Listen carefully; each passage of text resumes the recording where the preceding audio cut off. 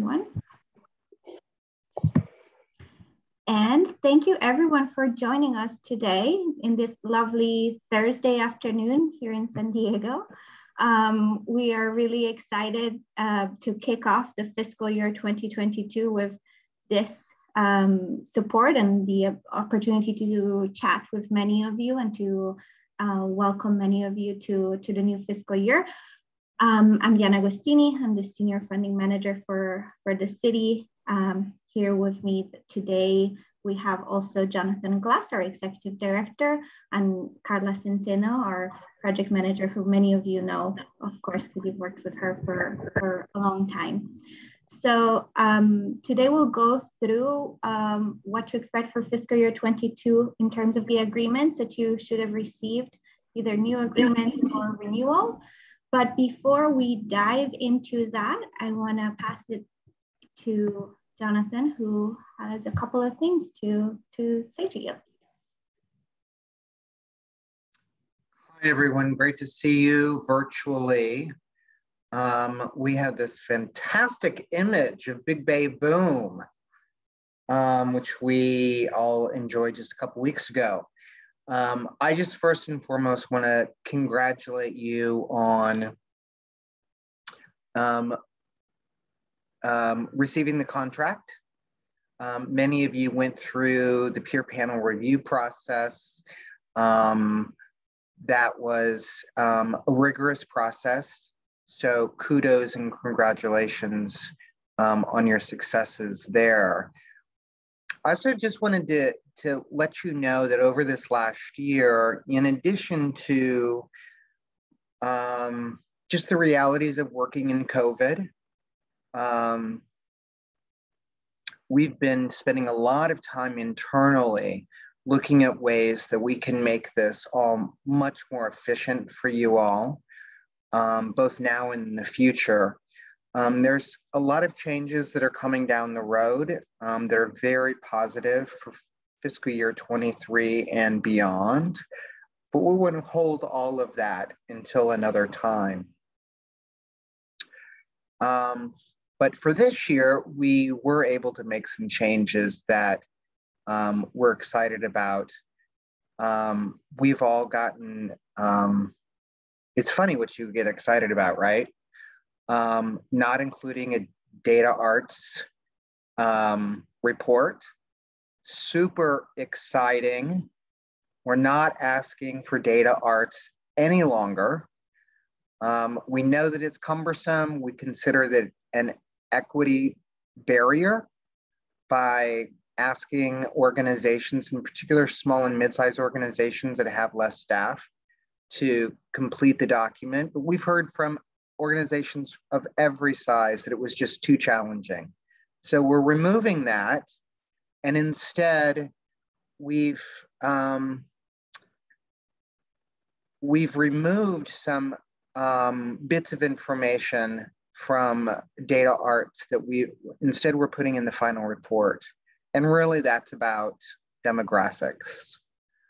So moving forward, we are really interested in demographics in the way that your organization functions. We, along with you all, are also continuing our work in the equity space. We're doing that for three reasons. One is because it's the right thing to do. The second reason is because we have a fantastic new mayor who has really set the bar high for every department of the city to very intentionally move forward with an eye towards greater equity for all residents of San Diego and everything that we do. So we're continuing down this path with even more rigor than we would have in the past.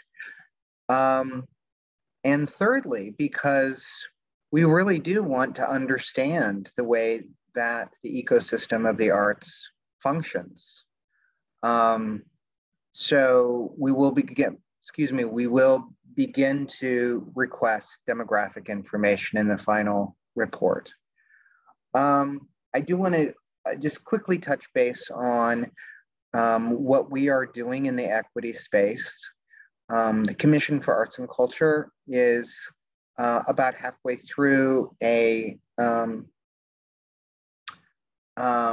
working with an outside consultant around DEI training. Staff has participated in the same type of process. And then we're very excited to announce that the City of San Diego has hired an equity director who we've attracted from Denver, where she worked for a few years as part of establishing that office for the City of San Diego, or I'm sorry, Denver. So we're super excited about that. And stay tuned. There'll be opportunities for you to meet and work alongside our equity director here at the city. The other thing that I'd like to say is we understand that the organizations that you represent are just now starting to come out of COVID. Some of you haven't even opened your doors or started programming again. Some of you have over just the last few weeks. So we continue to be very sensitive to the fact that this is a time of transition for you. Many of you don't have the level of staff that you have in the past, subcontractors, et cetera. So we'll continue to be extremely accessible and extremely reasonable with you as contract holders. And we're really eager to know your stories. So in the coming months, we'll be asking for both formal and informal feedback on how your organization is coping and how you're transitioning. So I'd just like to close with, this has been an incredibly difficult year. This is the second contract year that has been difficult for organizations in the community. I know at the staff level, we're all very optimistic about the future, this coming fiscal year in particular. The big picture stuff, TOT funds are on the increase again. Our hotels were filled on the 4th of July. So we're feeling good about the future of the funding program. And congratulations again. And that's all I got for you. Jonathan. Thank you. Congratulations. Yeah, we all echo that. Was a tough year and you made it. And here we are with the next fiscal year. So today we're going to be talking, as shared, about the agreements, the renewals, invoicing for this coming fiscal year, the one where we just started as of July 1st. Of course, you know Carla. You've been in touch with her. For those of you who have been receiving funding from the city before, and there may be also some new awardees, congratulations and welcome. So here you can see her contact information and my contact information as well. I joined the city in April and I had the pleasure of being in touch with many of you already, but some of you maybe not, and I look forward to getting to know you better and supporting you. So never hesitate, please, to reach out to either myself or Carla, because we're here really to support you, to help you. Any question is welcome. And we hope that today's workshop can clarify some of the things related to this fiscal year agreements. So feel free to also put questions in the chat. We will make sure to address them either as we go with the presentation or at the end. Also, there will be time for more questions. So if you want to, at the end, unmute yourself or ask to be unmuted, we will do that and we can actually hear your voice and your question live. So let's dive in. So quick facts, short facts about fiscal year 22. Many of you applied and are receiving funding for the OSP program, which stands for the Organizational Support Program. We were able to fund 119 organizations this year. and you see there the amount, a little bit shy of $7 million that was allocated to the OSP program. And then we were also able to fund 55 organizations that applied to our CCSD program, our Creative Communities San Diego program. And you see around $950,000 were allocated to this program. We're really happy because we're increasing these numbers. So, and we're receiving really incredible applications from all of you. So congratulations again on being awarded. We also, as Jonathan mentioned, we're not where we were in pre-pandemic times, but we're definitely had the good news that we received more funding towards the end of this past fiscal year, just in June. So that was good news for everyone.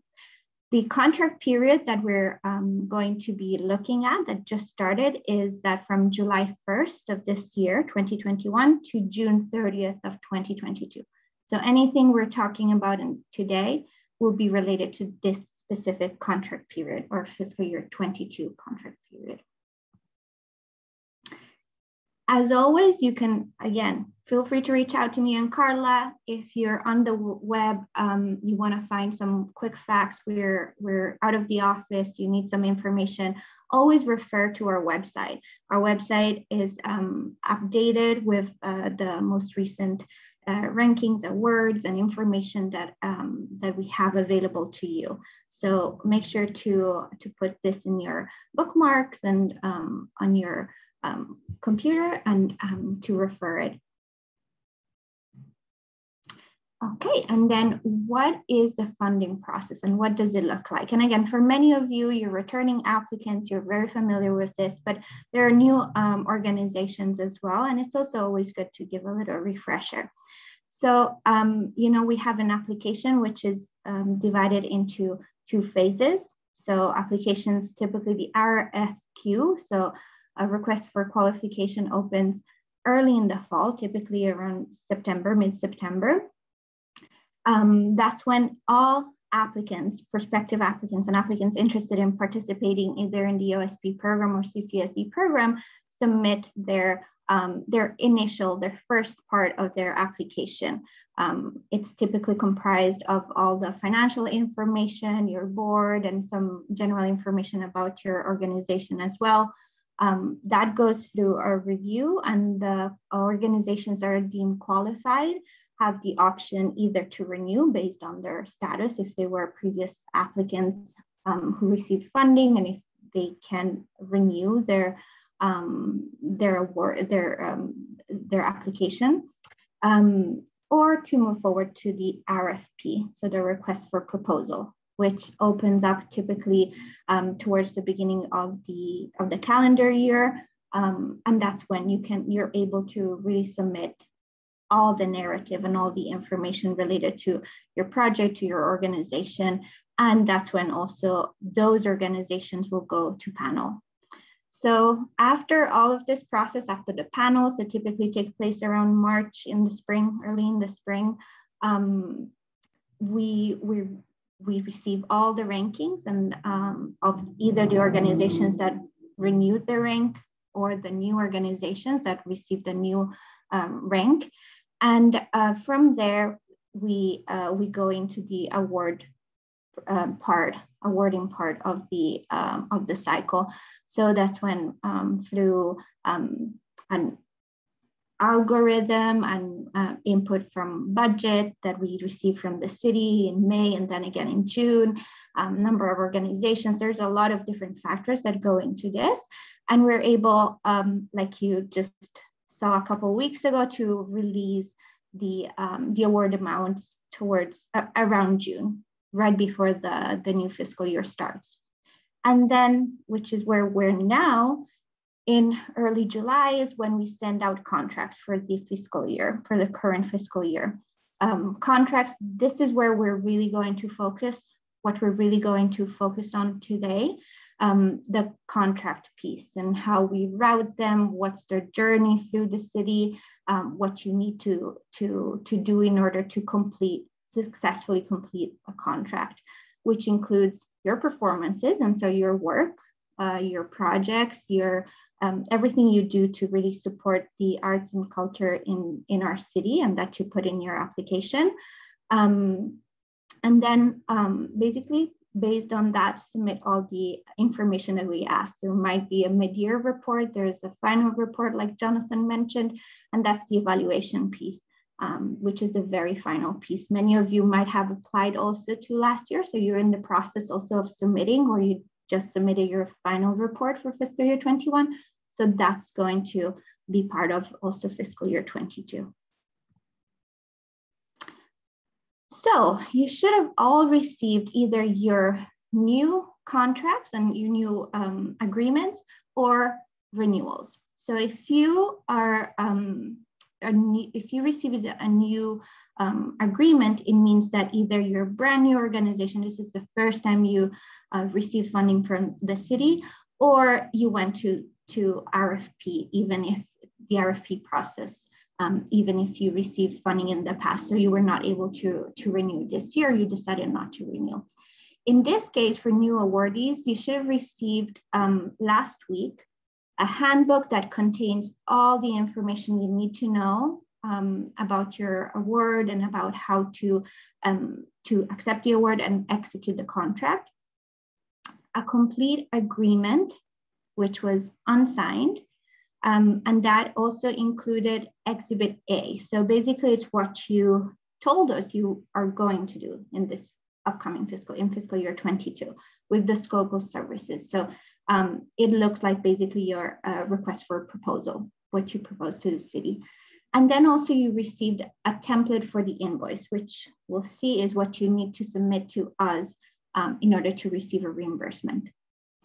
If you renewed your contract, then you received also the handbook with all the information that you need to be aware of, but you received 2 copies of a renewal letter, so shorter version basically, also unsigned, and then the template for the invoice.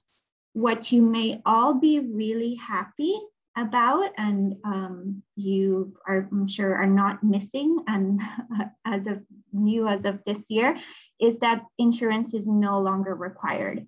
So that was part of the contract kit in the past years. This year, we were able to waive that requirement for all of our awardees, and so you will not need to submit any information about the insurance.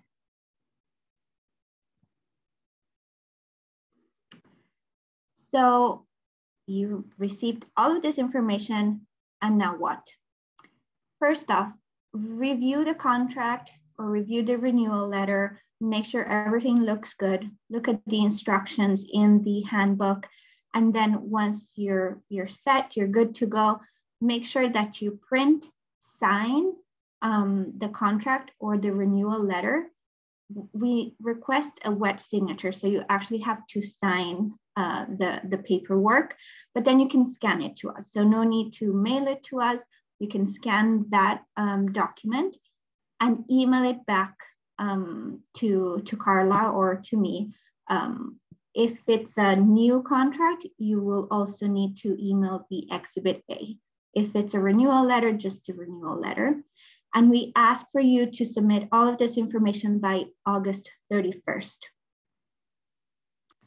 So another thing that, as Jonathan mentioned, this is last year was very tough for a lot of organizations, for all of us. And many of you had to really be able to adapt and be flexible and change things on the go. We understand that while things look better right now, you may still need to make some adjustments, or some things may have changed compared to what you submitted in your proposal.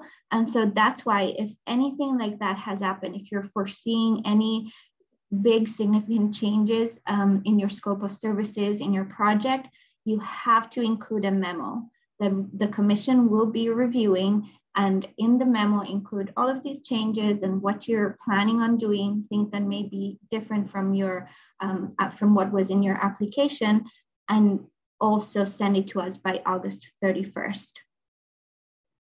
So again, can't can stress it anymore, because that deadline, if you do not submit all of this by that deadline of August 31st, we will take it as an automatic award decline. So we definitely don't want that.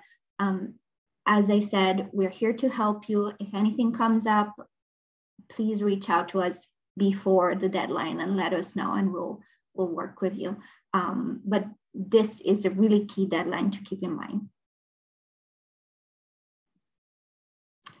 And here we're gonna get into more of the details of what you're expected to do in order to accept the contract. And so I'll pass it on to Carla. Hi, everyone. I am very happy to see so many people attending. And just so you know, this is going to go by so quickly because, as Deanna and Jonathan mentioned, we got rid of the insurance. And I don't know about you, but I'm kind of really over insurance. So this makes me really happy. I'm sure it makes you really happy. And really, it's a way for us to address equity, and it was a huge equity barrier. So we're really happy with this new, with not having this be a requirement. So with that said, moving forward, things will be very easy, very straightforward. And as Deanna said, you're going to send us your contract or your renewal letter. And in addition to that, you're going to want to verify that your evidence, your registrations are up to date. And if you go to the next link, to the next slide, thank you. You can see here that we require you to check the registration of the California Secretary of State, the California Department of Justice Charity Registration, and then the U.S. Government System for Award Management, we call the SAM. All of these links will be on this PowerPoint. You can access this on our website. And what you'll do is you'll click on these 3 links. You'll put in the name of your organization. I suggest that for the Department of Justice Charity Registration, look up your organization using your organization's EIN number. If you're using a fiscal sponsor, use theirs. And just verify that for the California Secretary of State, your status is active. For the Department of Justice Charity Registration, your status is current. And then that you are not on the SAM list, which is essentially you're not debarred.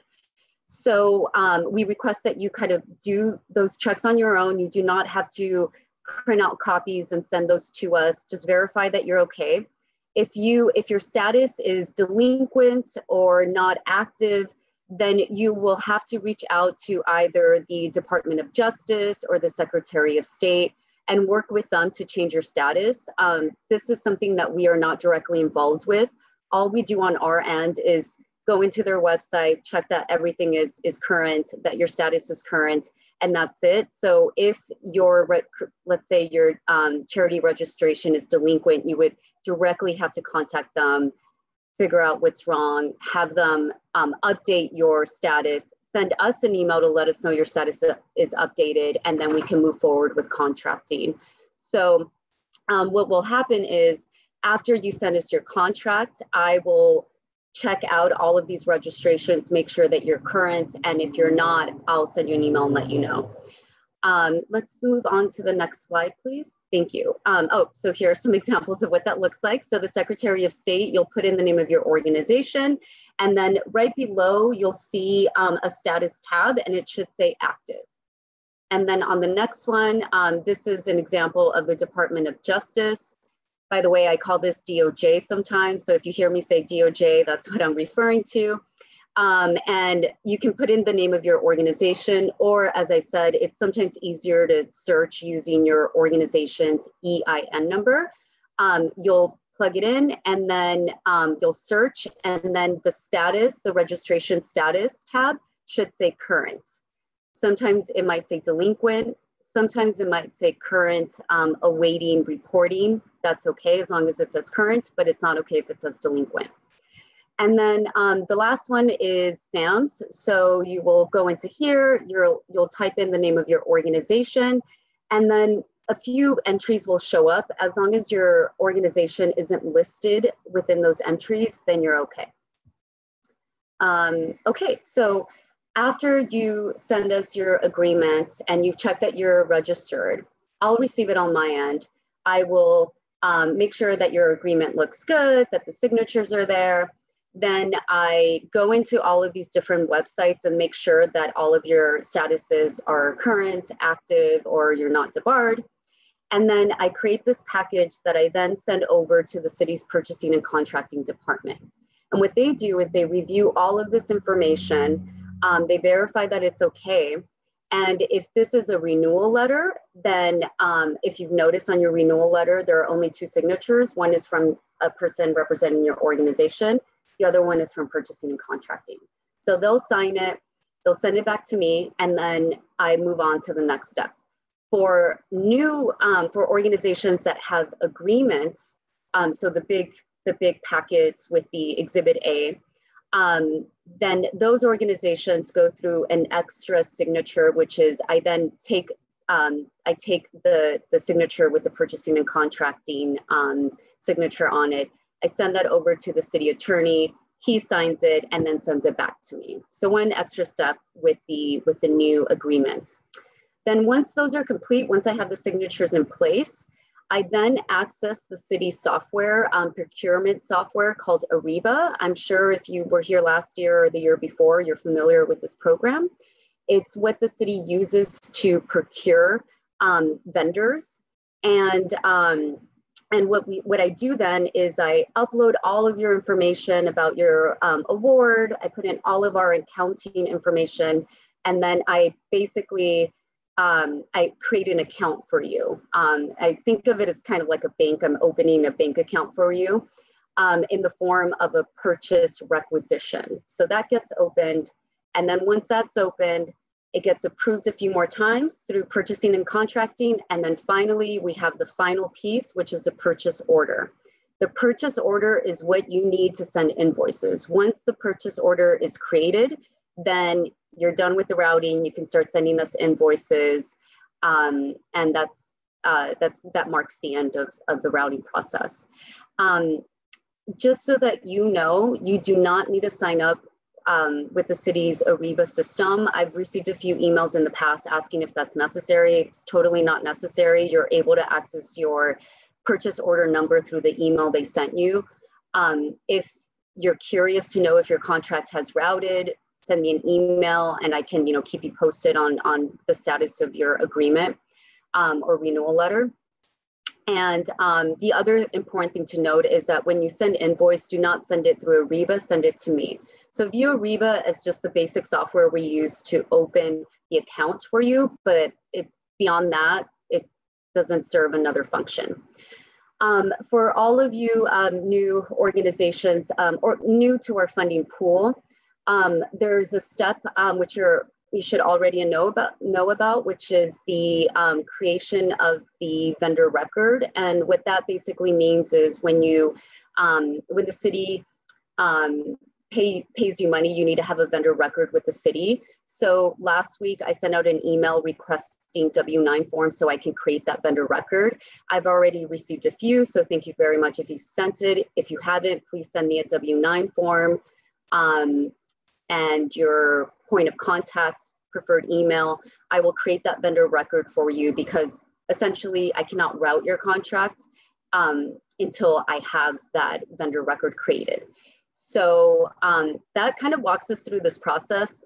It's so easy now that we don't have insurance involved because that is kind of a whole nother beast that we have to tackle, but that's out. So this is a very straightforward, very easy process.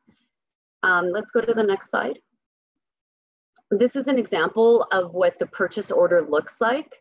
So the purchase order has a lot of information. It'll have, if you notice on the sheet on the right, it says, vendor, it has the name of the organization, it has description about the organization, the amount of the award, and then all the way at the top, we see this number that, in this case, it starts with 4500 86961. That is the purchase order number. So again, another kind of thing you'll hear me say is PO. That's what I'm referring to, the purchase order number. Again, this is what you need for invoicing. Let's go to the next slide. So once you've received your PO, and by the way, the whole routing process, now that insurance is eliminated, can take up to a few weeks. I can't tell you specifically how long, just because there are many checks that have to happen within the city, but I would anticipate a few weeks for a full PO to be generated and shared with you. So a few facts on the reimbursements. So as Deanna mentioned, the contract period is between July 1, 2021 to June 30th, 2022. That means that all of the expenses that you send to us have to fall within that fiscal year. So we cannot pay something out that happened June 29, 2021. It has to be within the fiscal year. As I mentioned before, you must have an executed contract and a purchase order number. There are a list of ineligible expenses. You can find that in either your original contract if you're renewing your contract this year, or in the agreement that you received, that there's a paragraph that explains what expenses are eligible and which ones aren't. And then one key thing to remember is that you can request up to 90% of your award. The final 10% of your award can be requested after a final report is completed. So let's say you want to you have enough expenses accrued and you'd like to get paid for majority of the money that you were awarded. You can do up to 90%, and then that final 10% you can request we usually release the final report towards the end of the fiscal year, so you can request it after you've completed the final report. And then the final report is due July 31st, 2022. Next slide. Okay. One thing to keep in mind is that when you send in an invoice, you're going to be requesting a certain amount. The first thing to note is that we pay on a reimbursement basis. So that means that you have to show receipts for things that you've already paid for. That way we can reimburse you for those funds. So the amount that you're requesting, let's say you're requesting $5,000, we need you to show enough expenses to that adds up to at least $5,000. So if you're requesting $5,000, you have to show enough expenses for $5,000. When you are submitting line expenses, you want to make sure to provide backup, and backup is bank statements, payroll documents, for example, for any expense that was paid via credit card or debit card. If you paid something via check, all you have to do is include the check number and that's it.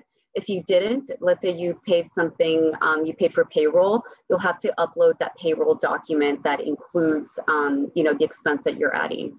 And as you can imagine, we review a lot of invoices, and some invoices have a lot of documents. So we kindly ask that you highlight and help us very quickly identify which expenses you want us to reference within your document. So deleting any documents that aren't necessary, or highlighting things so that it's easy for us to find. And then the other thing that we have not mentioned, but it's also new this year, is the match requirement. This is huge. We went from having a 3-to-1 requirement, a match requirement, to a 1-to-1 match requirement.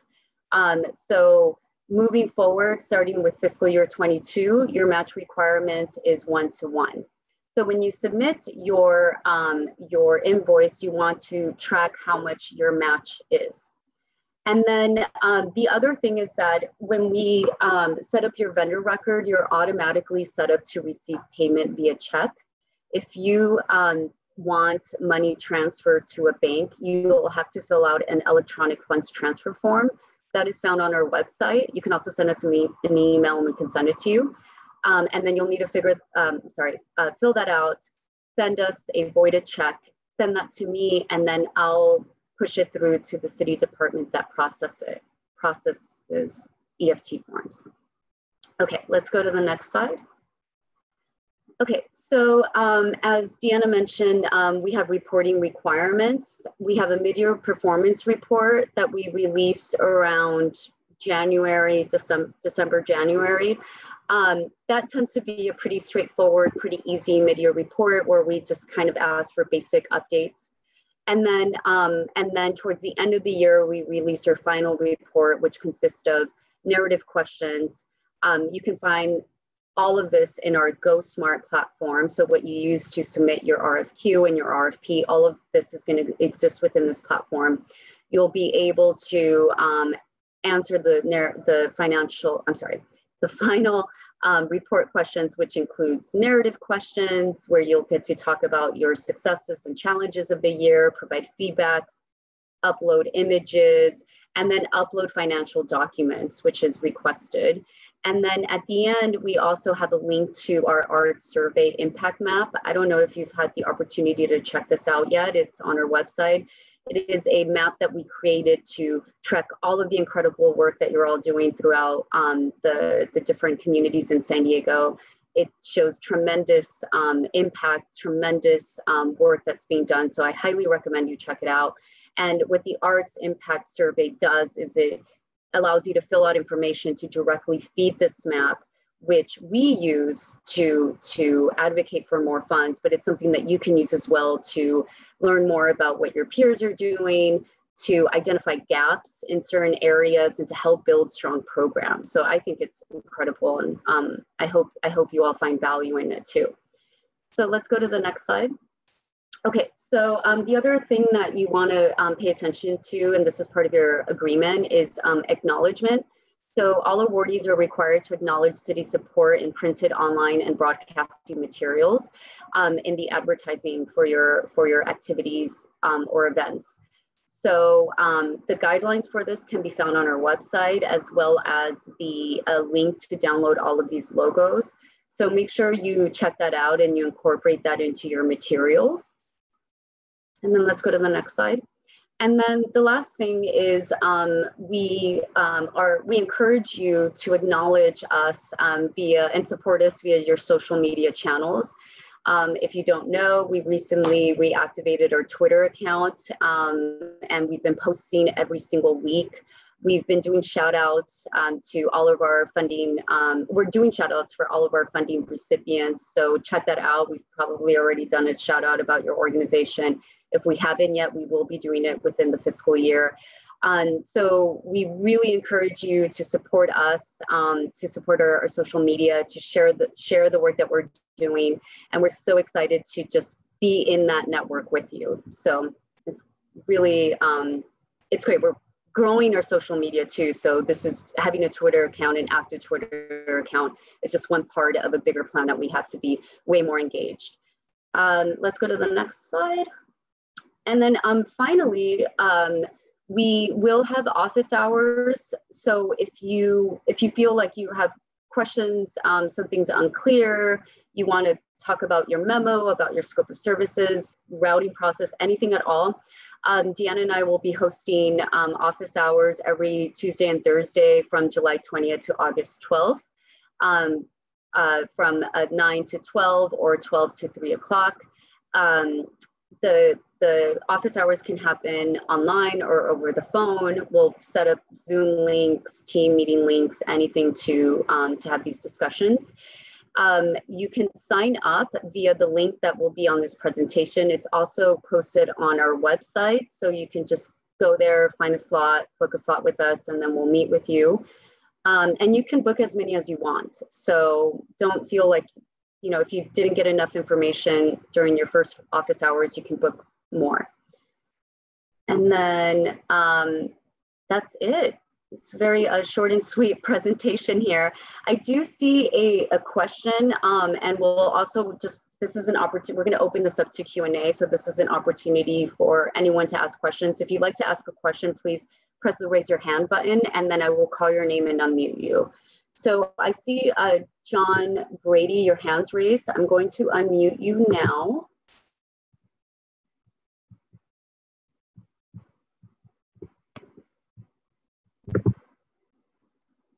Okay, John, can you hear me? Hello, can you hear me now? Yes. Oh, thank goodness. That was very confusing. Hi, John Brady with the Voices of Our City Choir. I just I have two questions. First off, you referenced an Exhibit A in our contract, which I don't seem to see in our contract. Is that, and then the second question was, how do we document a match? Okay, well, in terms of your first question, I'll look into that and I'll send you an email. It should be in there. And then secondly, with the documenting your match, you in the invoice template, you'll see a match income table. So you'll be able to note where the source is coming from. So you'll describe where it's coming from, the amount, and then the dates. And all of this has to fall within the fiscal year. So you'll note that. For OSP, which I know you're part of OSP, you're allowed to submit up to 4 invoices. So you do not have to meet your match, all of your match within that first invoice. You just want to make sure you're tracking your match based on the invoices that you intend to send. So let's say you're only going to send 1 invoice, then your match should be 90% if that's what you're invoicing for. So you just kind of want to match it based on what you're requesting at the time. Does that help? Yes, thank you very much. Of course, and I'll make a note to check that for you and email you after this. Okay, I have a signature page, and but I'm not sure that I see Exhibit A, so not a problem. I would expect that to be at the end of the contract. Would that not be at the end of the contract? It should be, yeah. All right, thank you. Yeah, you got it. Okay, so now Shakar, I hope I'm pronouncing that correctly. Yeah. Okay, are you there? Carla. Yeah. How are you? Well, thank you. Yeah, thank you. And 2 questions. The very first question is, I know that I'm hoping that the pandemic is over, things are better. And in the event of an issue, continuing issue, how do we do this? How do we meet up the requirements of the contract in the event if there were to be ongoing pandemic? That's our first question. The second question is, in the previous slide, you had mentioned that both the city's name as well as the arts name, both do we have to acknowledge both of them, or only one of the 2 can be acknowledged in the poster? Deanna, do you want to take the first one and then I can take the second one? Yeah, absolutely. So that's a good question. Like we said, things are looking better and are getting better, and we hope that we don't have to deal with all of the issues that we all encountered in the last year, but we don't have a crystal ball, so we can't predict the future.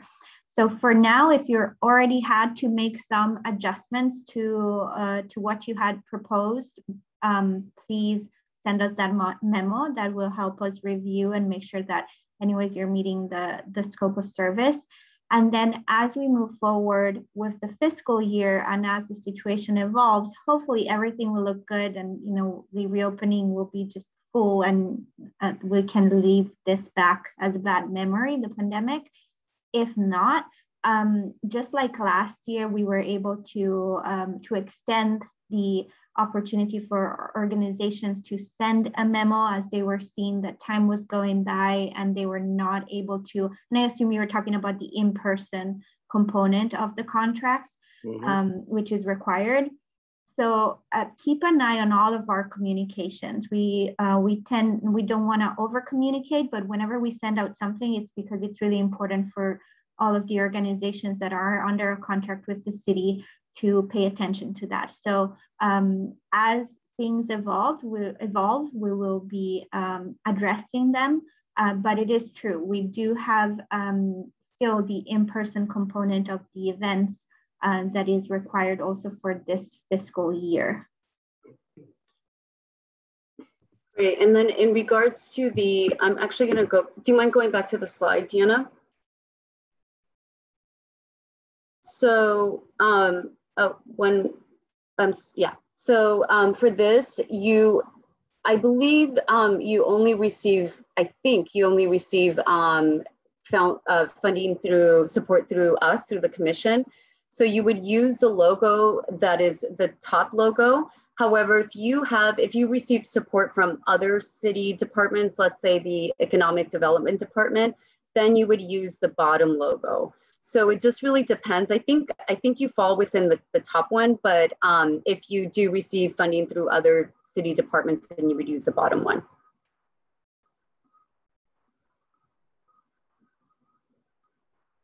Do you have any other questions? Yes, I think at the present time, I think things are going to be better than, hoping for better than last year. But is it possible that we can come back to you in the event, because our festival is planned for next April? So there is no way for us to predict at the moment. And if things are okay, then perfectly fine. And is there a possibility that we can communicate to you with regard to change in scope, at that time? Is that okay? It is not just okay. It's something that we really need for our organization to do. Absolutely. So okay. If you're getting ready to, I know that your organization, your event is in April, but the preparation for that event has already started probably. Yes. So, yes. Right. So if you do see that there are some, challenges that are still related to the pandemic, or challenges that you predict may interfere with your ability to have an in-person event, then absolutely do not wait till April to touch base with us. We're really here to support you, to provide all of the information we can, and to work with you as much as we can within the contract.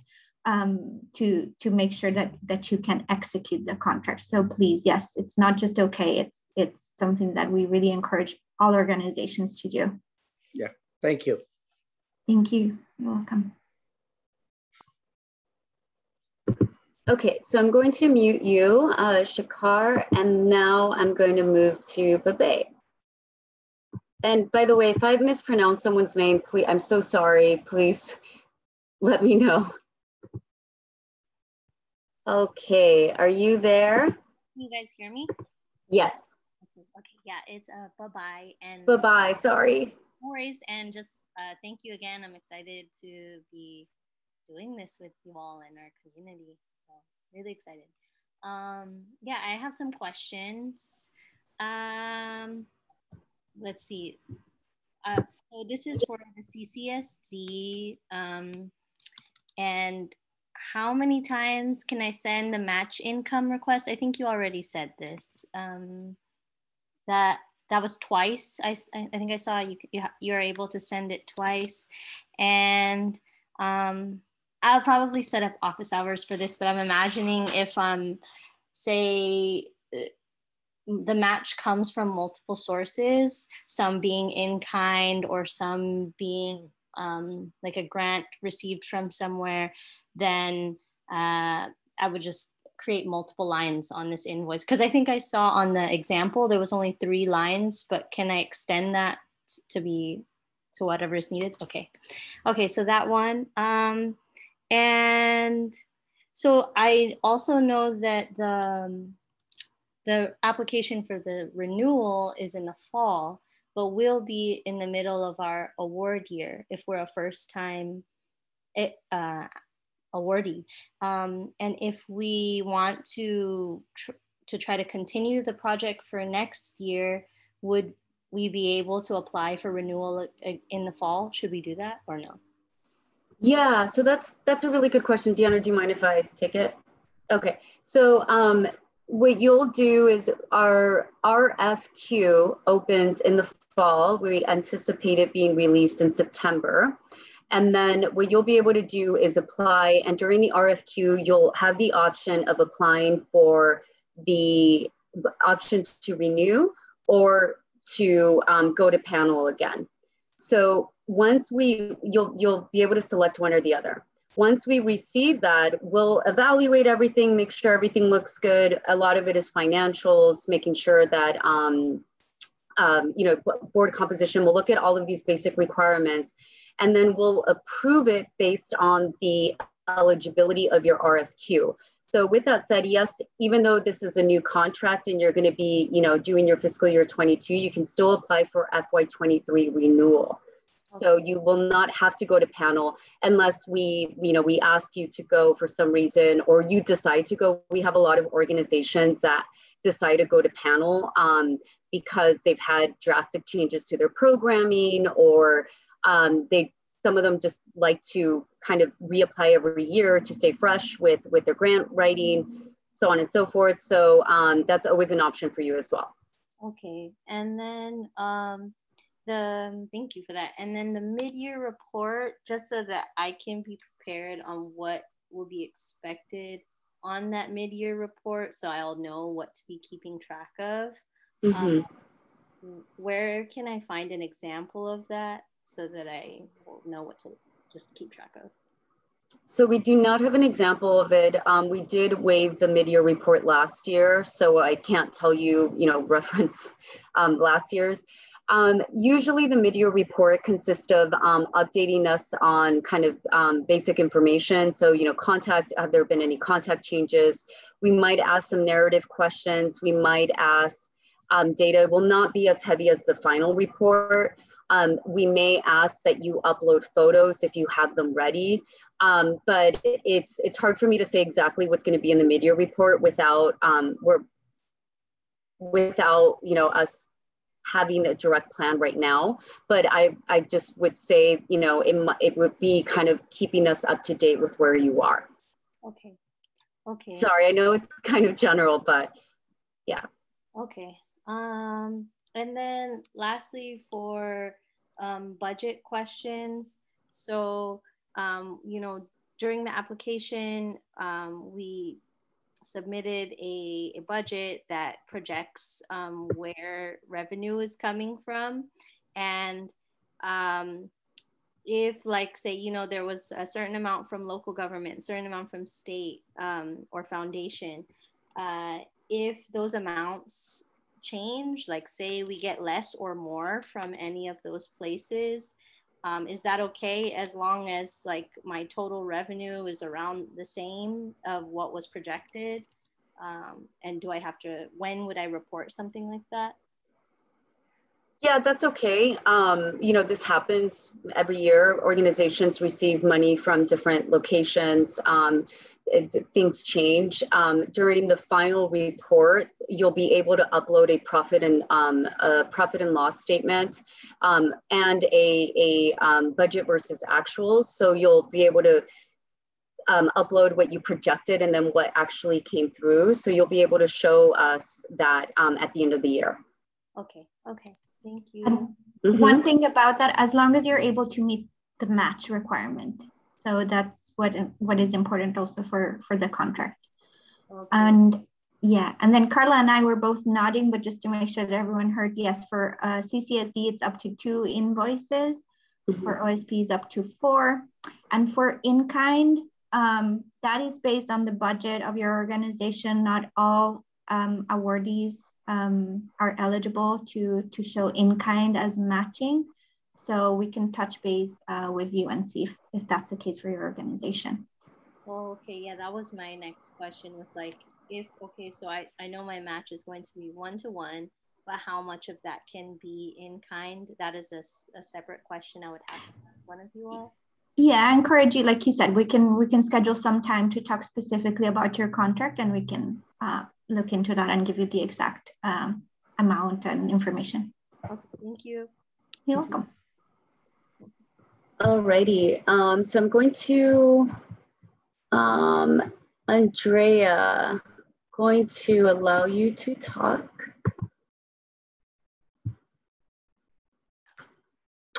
Hi. Can you hear me okay? Yeah, hi. And my name's pronounced Andrea. And sorry. Yeah, Andrea. Thanks. And I'm with the San Diego Chorus, and my question is, I've got 2 questions, pretty easy ones, I think. Do I need to complete my fiscal year 21 final report before sending in my fiscal year 22 renewal stuff?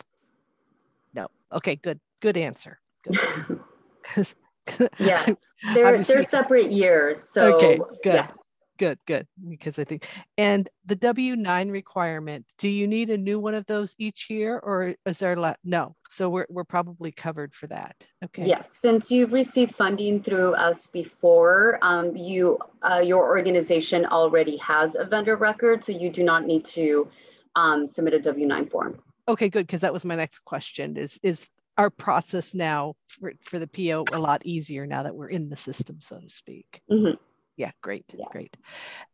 So those are my two questions. The only other thing I want to say is I want to just share my appreciation for the changing requirements, the dropping of the insurance requirement. That was incredibly burdensome on our small organization this year to get that in and get that just right. So thank you for that change. That's all. Yeah. You're welcome. Thank you. Okay, Selena.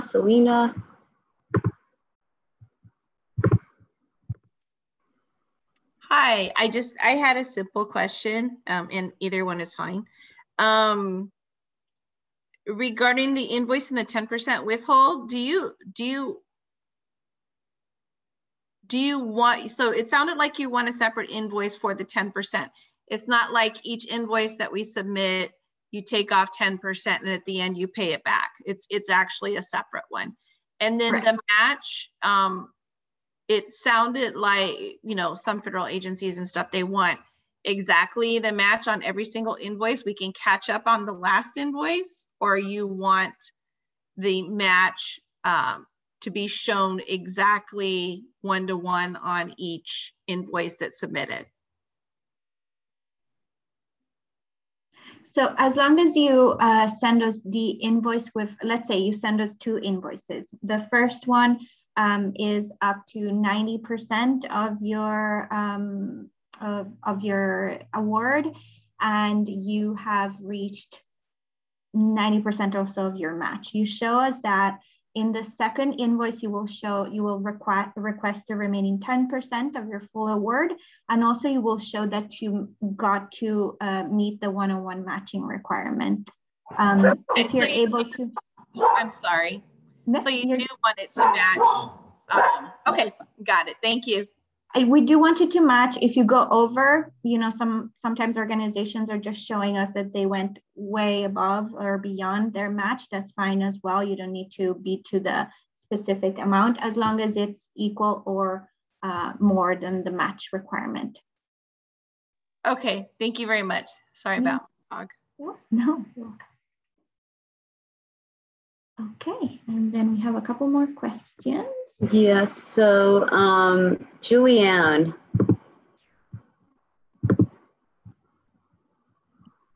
Hello, good to see employers represented. I'm from the San Diego Master Chorale. My question is, we have always resubmitted an application. We haven't renewed because we've always felt we can do better. And this last year we got a pretty good score, and I'm thinking, ooh, I'd love to coast on that for a year. So how drastic are the changes? I mean, we do a different number of concerts every year and different parts of the city. And so I'm just wondering how drastic the changes have to be before it's like, no, you really shouldn't renew, you should reapply. That is a good question. So I think some of that will depend on, since you're OSP, it's based on your AOI, your annual income. It'll be based on your scope of services. So if it's, for example, let's say, we used to reach, 10 schools, now we're reaching 15, but we're still doing the same programming. I mean, it really depends. It's on an organization by organization basis. That could be something where you can talk to us during the RFQ process and say, hey, this is what has changed since last year. What do you think? Do you recommend that we resubmit? Do you think, we might be eligible for renewal, and then we can give you our best advice? So it's kind of hard. There isn't like a general blanket rule. It kind of depends on the types of changes your organization has gone through. So we can discuss that when we're in the RFQ phase. Deanna, is there anything that you'd like? glad you mentioned the AOI because there were some changes there that might influence that decision, though. Even though it was a great score, it's like, well, if we have a slightly larger budget, you know, then maybe it would be good to Yeah. So. And the other thing is, I mean, we have organizations, especially this past year, whose their budgets went down, right, because of COVID. So just because your budget fluctuated does not mean that automatically, like, oh, we're going to ask that you go to a renew to do a panel. So it really just depends. So I would recommend just setting up an appointment with us and talking about those changes, and then we can kind of help guide you and figure out, you know, give you an idea of what to expect. All right, thank you very much. You got it. Okay, Juliana.